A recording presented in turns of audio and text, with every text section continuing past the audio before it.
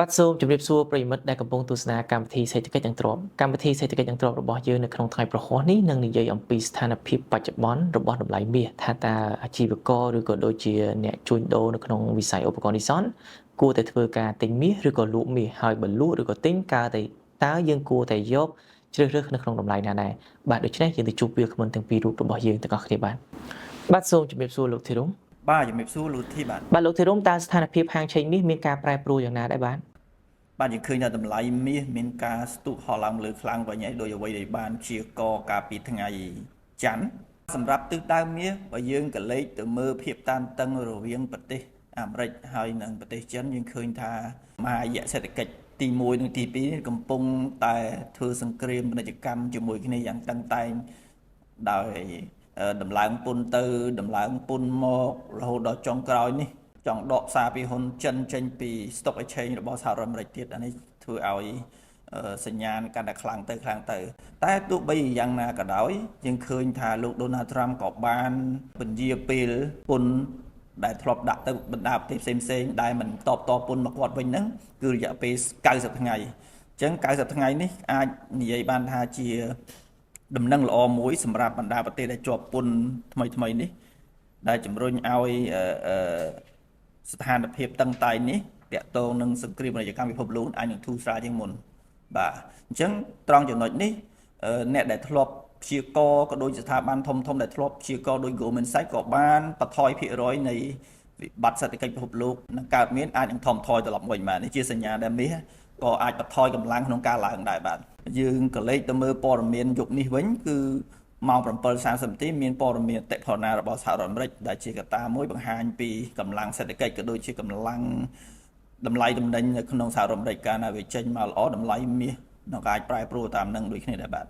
បាទសូមអរគុណលោកធីរុំបើផ្អែកតាមការវិភាគរបស់លោកតើកត្តាអ្វីខ្លះដែលធ្វើឲ្យតម្លៃមាសមានការប្រែប្រួលខ្លាំងយ៉ាងនេះហើយតើវាបន្តឡើងថ្លៃទៅមុខទៀតទេឬក៏អាចថមថយតម្លៃវិញខ្លះដែរបាទអរគុណលោករដ្ឋីកត្តាដែលជំរុញឲ្យតម្លៃមាសមានការកើនឡើងខ្លាំងបែបនេះត្រឡប់មកវិញគឺដោយសារតែរឿងសង្គ្រាមពាណិជ្ជកម្មនឹងហើយបាទយើងឃើញថាកាលពីលោក Donald Trump ប្រកាសពន្ធជាពិសេសដាក់ពន្ធទៅលើប្រទេសចិនក៏បានតមកវិញមក 34%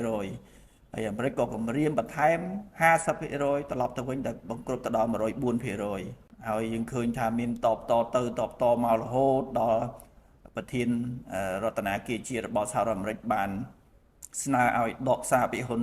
ចិនទាំងអស់ចេញពីសហរដ្ឋអាមេរិកទៀតបាទនេះជាការបង្កភាពតានតឹងមួយដ៏ខ្លាំងដែលធ្វើឲ្យតម្លៃមាសស្ទុះឡើងទៅតាមភាពចលាចលក៏ដូចជាសង្គ្រាមពាណិជ្ជកម្មតឹងតែងនេះបាទអញ្ចឹងសរុបជារួមមកតម្លៃមាស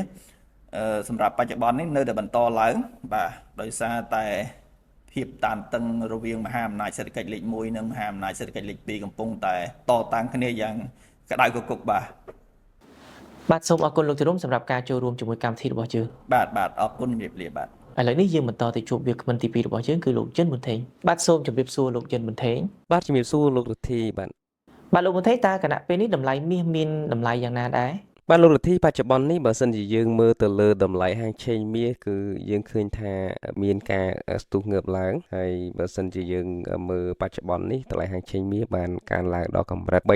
$3090ក្នុងមួយអោននេះបើគិតជាតលឹងប្រមាណជា$3722ក្នុងមួយតម្លឹងបាទសូមអរគុណលោកប៊ុនថេងផ្អែកតាមបច្ចេកទេសរបស់លោកប៊ុនថេងផ្ទាល់តើយើងគួរតែធ្វើការទិញឬក៏ធ្វើការលក់ហើយបើធ្វើការទិញឬក៏លក់នោះយើងគួរតែធ្វើការជួញដូរក្នុងតម្លៃមួយណាដែរ